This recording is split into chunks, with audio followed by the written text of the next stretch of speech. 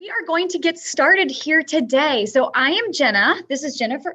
This is Jennifer Merida, Certified Divorce Financial Analyst. Hello, everybody. We are partners with Great Lakes Credit Union. We have been partners for many years at this point. We're going to dive into that. But this is a webinar on unlocking your financial freedom through divorce, specifically with Jennifer Merida, Certified Divorce Financial Analyst.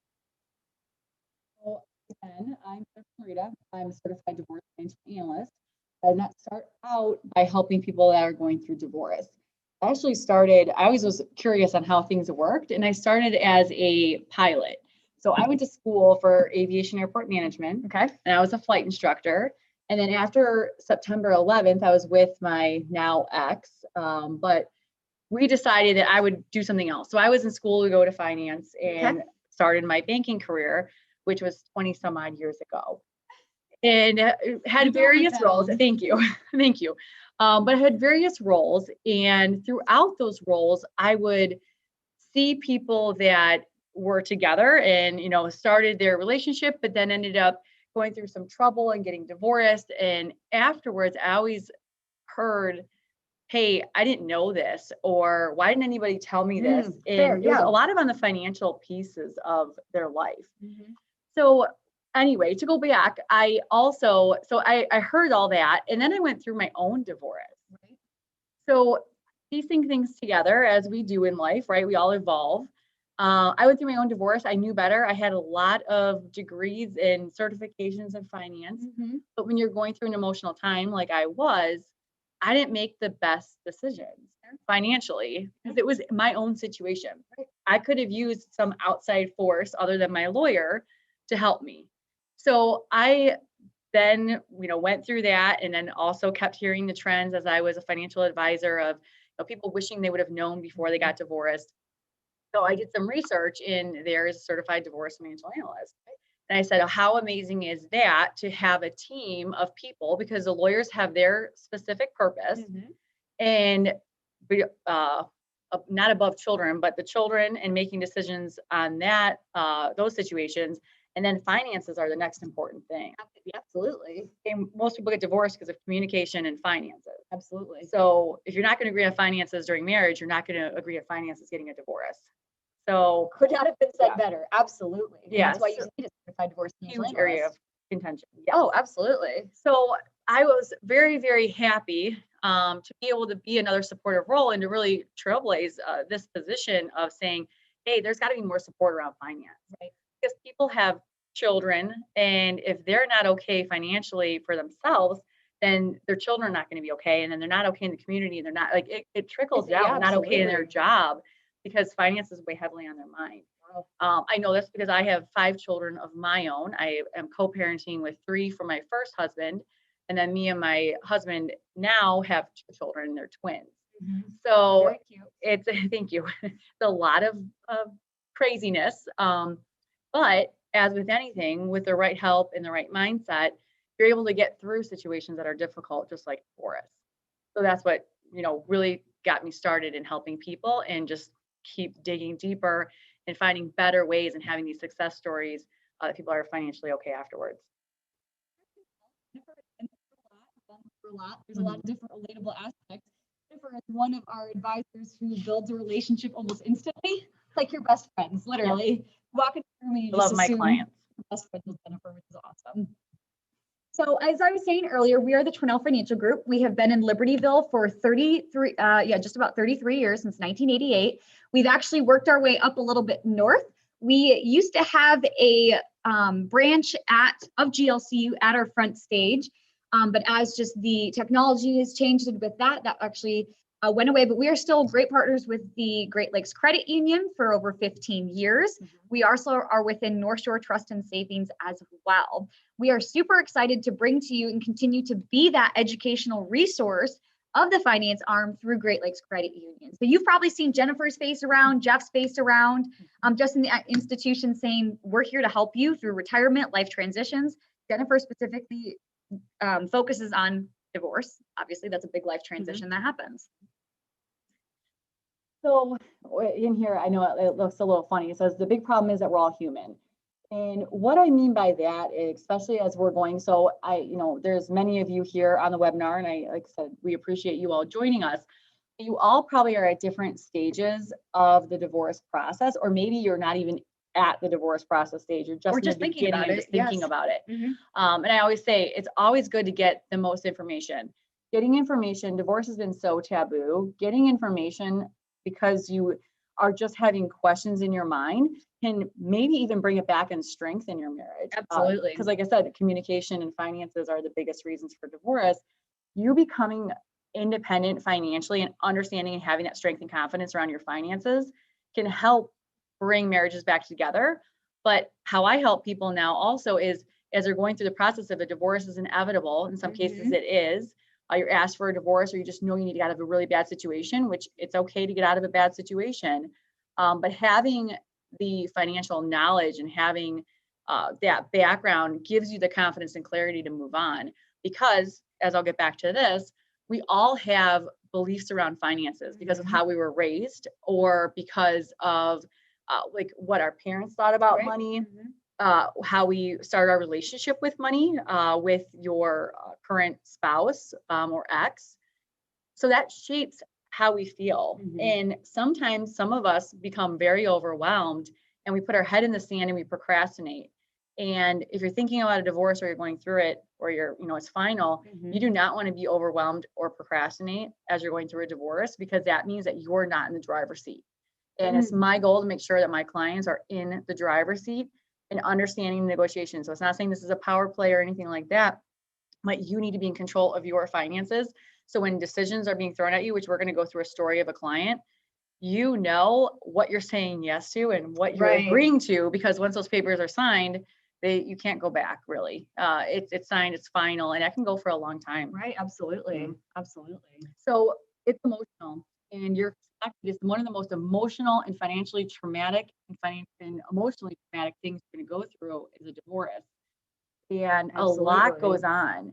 So, as anything, right, we have this emotional roller coaster of life that we go through. So sometimes we're great, it's hopeful, it's elated, you're in this best place, but then things can start going down. And in divorce, a lot of times we are just, nervous, unsure of the future, frightened.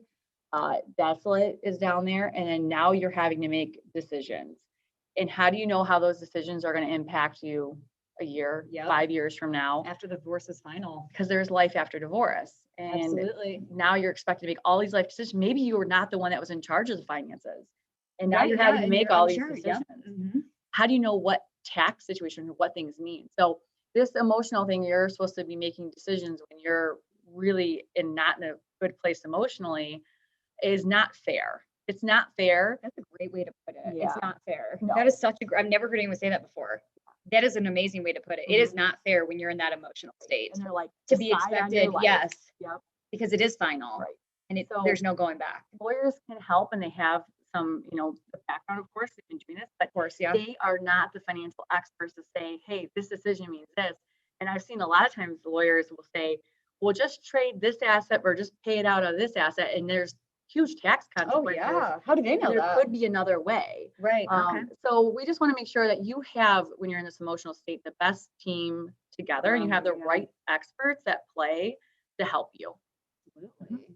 Oh my gosh. So how we're going to go through, I'm going to talk about 3 core principles and how I'm going to pull it all together. Because I said each of you are at a different stage in your divorce process, that I want to show you one client that I've had, but how I helped them before, how they came to be a client, in the middle as we were making decisions, and then afterwards as well. All relatable. And the benefits of having and working through these 3 core principles with a certified divorce financial analyst. Absolutely. So the first key principle is to know how to spend your money to save your money, which sounds very funny because how can you spend money and save money? But it's very important I correlate this back to having a base understanding. Most people are having 2 incomes. Everything's kind of flowing. Right. Maybe you use a credit card here and there, and you're saving for retirement, but you really don't have a base understanding of where your money's going and what your money's doing for you, what you have for retirement. So we want to make sure by unlocking your financial freedom in divorce, you need to have a base understanding of where you're at. So we look at Where are you spending your money? What assets do you have? You have control and knowledge of where your money is, life insurance policies, Oh yeah. insurance in general. Mhm. How much loans do you have? What debt do you have? So saying what's marital and what's non-marital, and really just building out a plan. We have a map that we use that shows whose assets are what and what's joint and what's not. And what does it look like when you divide these assets up? So really building your unique financial plan, because as you all know, if somebody goes through a divorce, which we all know somebody who has, Absolutely. they have 50% of the advice. population Yeah, is divorced. 50%.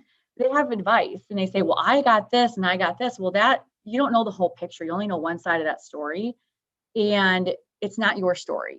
So you really need to understand what your finances are, because then you have that peace of mind and that power going forward, saying, no, I understand that this is what we have and this is it. And I have different ways of looking at tax returns and uncovering. Yes. I'm definitely not a forensic accountant, but I am really good at digging. So it makes me a little excited. But we want to make sure through you knowing this, that you're not having your head in the sand, that you're being involved. You want to make sure that you do not deplete your assets, or maybe there's an asset that is marital that you don't know about, that you're able to have that power. So I want to look at a story through Eileen. And Eileen came to me, and we're going to use her throughout this whole time. But Eileen came to me, and her lawyer actually messaged me and said, Jennifer, I really want you to help this client. She's been trying to get a divorce for about 15 years. Oh my gosh. So she was married for over 20 some years, and That just breaks your heart. Yeah, and they both had good jobs. He had a really, really good job. I'm not going to go into his occupation. She's a therapist.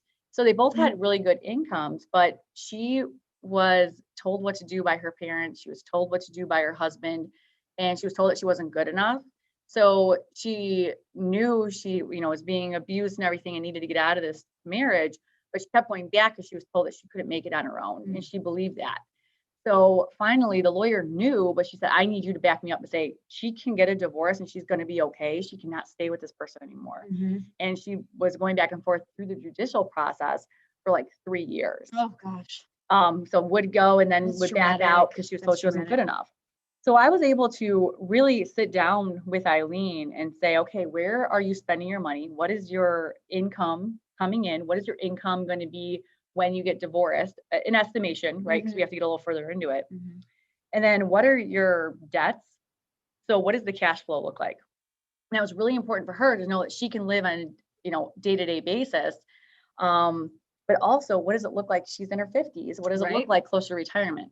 That's another phenomenon that's taking place, is this gray divorce. They have to give a name to everything. But they call it gray divorce, and it's people that have concentrated on their kids, right? It was that generation. Yep. Now they're empty nesters and they're saying, I don't even know who you are anymore. Right. And that's just one example. And I made that very simple, but it's an example, and it's hard and it's hurtful because you're dreaming of retirement and you're dreaming of all these other things, and you're in your 50s. Now you get divorced, and how do you know if you can even retire? So that was one of her questions too. She was like, am I going to be able to retire? Right. She was going to be perfectly fine, but I was able to lay that out for her and show her. And she said, I'm able to be okay. I can get divorced. And I said, yes, you're going to be okay. Absolutely. So that was a start. So they can go through and finish the process. But that really helped her just become empowered and feel that confidence. She was so timid and unsure and insecure when she came to me. She just almost shaking, just being very unsure. And she was very ashamed that she didn't know her finances. I said, you don't need to be ashamed. But she was very Most ashamed. people don't know their finances. No. She's of the majority. Yeah, she really is. Most people don't know what they're paying to insurance and all this stuff and haven't done a budget before or spreadsheet to consolidate. Oh, that's a fair point. Yes, absolutely. A lot of people do think that. She needed it to be empowered, and that budget empowered her, showing her exactly what she had. So, understanding your combination and your income and assets and cash flow and savings to feel secure and confident, you can do that in your divorce. I want you to think, and if you have a piece of paper, I want you to take that out right now. But I want you to write down the one thing that stresses you out the most about either starting your divorce process. What's the one thing that's going to keep you up at night saying, like, hey, I know I'm in a bad situation, or I was asked for a divorce, but this stresses me out. Like, write that down. Or if you're in the process, write down what stresses you out the most right now, or afterwards, like, what is your biggest concern? So just imagine being like Eileen and having less stress during a really stressful situation. Absolutely. So core principle number 2 is, are you financially independent after divorce? So now we have our status, we know where we're at, we have our base, but decisions are made. Maybe there's going to be some maintenance for 5 years or 10 years, but maintenance is not there forever. Right. So how are you planning for a year, 2 years, 3 years out? Like, are you financially independent after divorce, those stages? We need to know this during the divorce process, because as we have like a projection in the beginning, those numbers start to become more solidified. They become real. Yeah. And then we can look and say, okay, what are you saying yes to? Your lawyer is asking you questions during a stressful situation and saying, hey, they're saying take 50,000 out of the retirement, and then they can keep the house, or you keep the house and you're not going to get the retirement. What does that mean? What does that look like?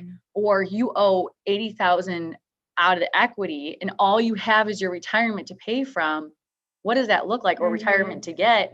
Well, that's a taxed asset that you may not have even access to at this point. Right. How does that look apples to apples? And you're able to analyze. So when the lawyer asks those questions, you're then able to turn around, analyze for them to help them say yes. Yeah. Okay. Gotcha. Yeah. What stock are you going to sell? Or, what is that going to do with taxes on any capital gains? Fair. Yep. So there's a lot of things, or maybe you don't need to stay in the house and we just need to get through the emotions of it and look at what is logical. Or maybe you can stay in the house for 2 years and then we compromise on a different area.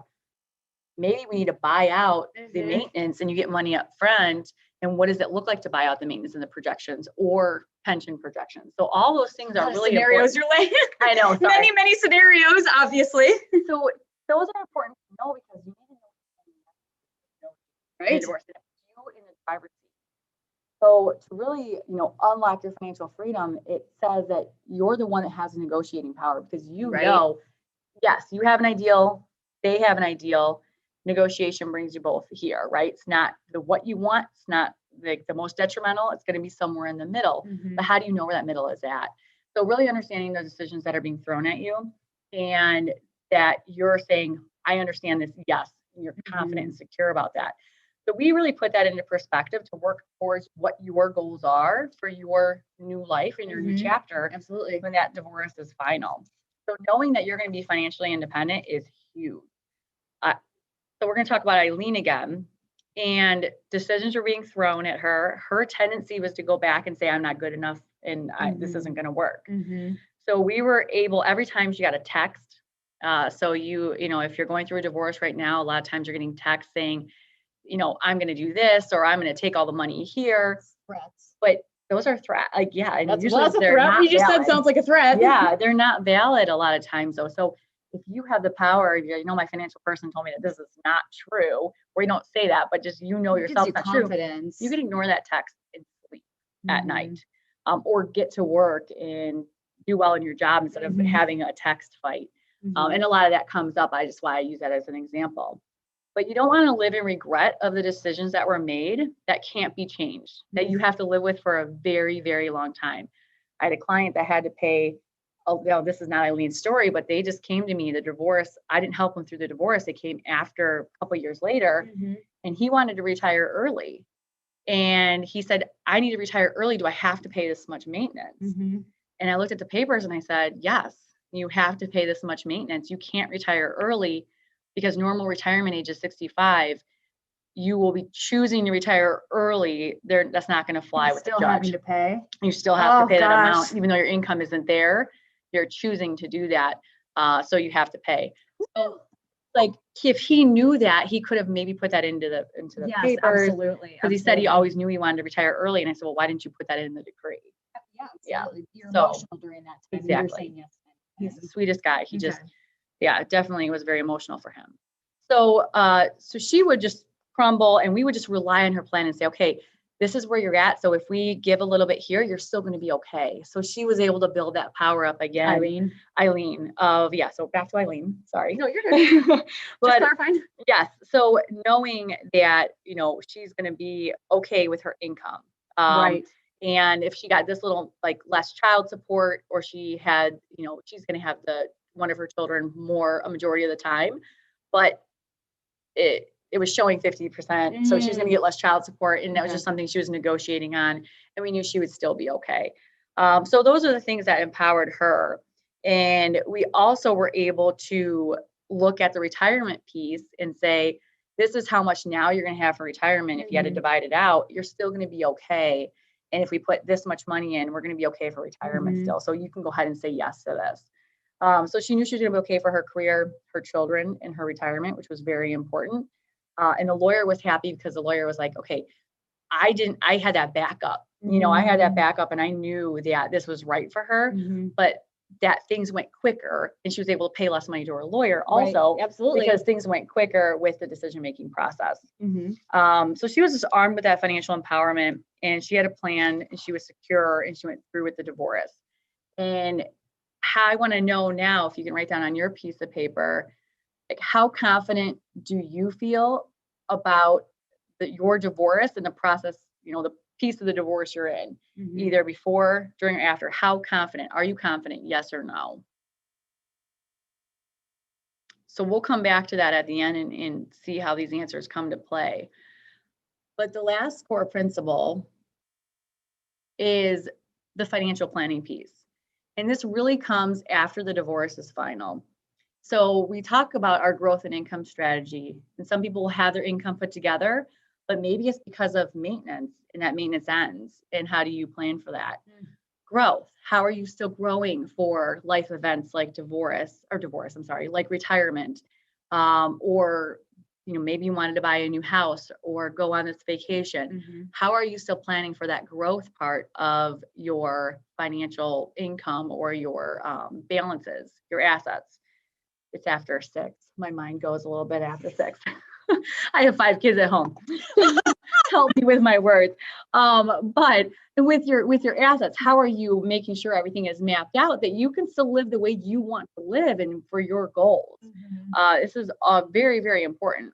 So utilizing this strategy really helps you be organized and intentional with your new life and have the most success over just having this tragic experience happen and living that new life. So if you don't have a strategy in place, sometimes you can fall into old habits because they're easy to fall back into. Absolutely. That's a big thing people do. Spending on a credit card, spending too much on Starbucks. Paycheck to paycheck. Exactly. So how do we really use this time to build you up and change some of those habits, and make sure you're planning properly so you don't run out of money, or lose that empowerment and confidence, or not be ready for emergencies. So really having that plan. Also, through here, we want to keep to the timeline. Yes. Oh my gosh. Afterwards. Exactly. So after the divorce is final, there are timelines that happen in the decree. So we were able. You have to hit. Exactly. You have to hit. Exactly. So in this case, we were able to. So Eileen was done with her divorce.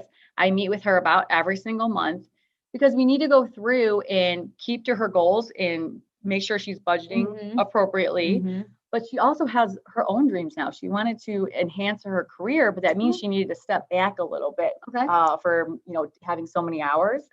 She can get a special certification to build her career up. So we were able to plan for that with her maintenance and child support to make sure she was ready when that ends. So very, very good planning.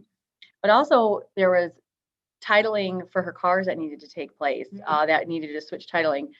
A refinance of the house that in 6 months, the house needed to be refinanced. So she would then get the equity from the house when he refinanced. But her name was off of the house because that was a debt she was on. And making sure that we were keeping track of that timeline because he was not keeping track of that timeline. Now it's come to the point where we need to make sure. Holding them accountable. Yes, holding them accountable. So having those timelines, making sure you're not the one that's not following that timeline. Because I've seen them where it was over Christmas and it was a timeline to get an IRA moved over to another name. And again, I got this after the fact, But she came to me and said, hey, when is this was supposed to be done? And it was supposed to be done during the Christmas period. It was really unrealistic expectations. I should have been caught before.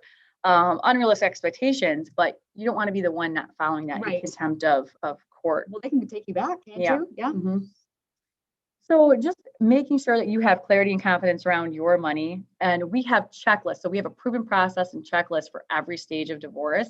But afterwards saying, did you change your beneficiaries on your life insurance? Did you pick up new health insurance in the time frame that you need to have? Because there's a time frame for that. Have you retitled all your accounts and taken names off of credit cards? Absolutely. Rewards. Have you figured, your reward points out? How does that move over? Well, that's details. There's a That's lot details. of details, like safety deposit boxes, work insurance. I had my ex on my life insurance policy at work that I carried over from another job. Oh yeah. And he was still on it. It's just stuff you just don't think about, but that's why we have the checklist. That's why we have the checklist. Yes. Learn from my mistakes. But it's those things that you just want to make sure they're off your plate. You have a new life, you have a new way going forward. So you want to plan. So she really was able to, she always tells me, like, thank you. Like, I don't know what I would do if I did not have you to fall back on. Her lawyer was done with the process. So now she had somebody to help follow through with what her goals were and the decisions that were made through the divorce. She wanted to be smart with her new life and just really know that she would never have to rely on somebody again. And she doesn't. So it's absolutely amazing. She does not have to revert back, does not have to rely on anybody. And she could be the strong, confident mom that she wanted to be. And she now was like, can I go on vacation? And I was like, yes, you can go on vacation. And she's taking her kids, to a different state. I don't want to get too detailed. But she's able to do that. And she's able to feel like she's an awesome mom because she is. So giving that power and is so important. And that's why having your finances organized and having the growth and income bucket, especially in retirement, when you're dividing up your assets, you want to make sure you have enough income to replace your income, but then also have a growth bucket for any emergencies that come up or giving yourself a raise. Absolutely. So the strategy is very, very important. I want you guys to think of your finances like a studio apartment. So if you have a studio apartment, you think of like your bedroom, your bathroom. Yeah, it's all in one. Everything is in It's all one. in one. Yeah. It can do, but it probably doesn't feel the most organized or the most secure. So then you go into a 4-bedroom house and you have your kitchen is separate, your bedroom is separate, you have your bedroom in your own private space, you have the living room for its purpose. Everything has its purpose. Absolutely. And having your finances organized is like having that purpose. So on your piece of paper, again, on a scale of 1 to 10, how organized are your finances? How organized are they now as you're thinking about divorce? How organized are they as you're going through your divorce?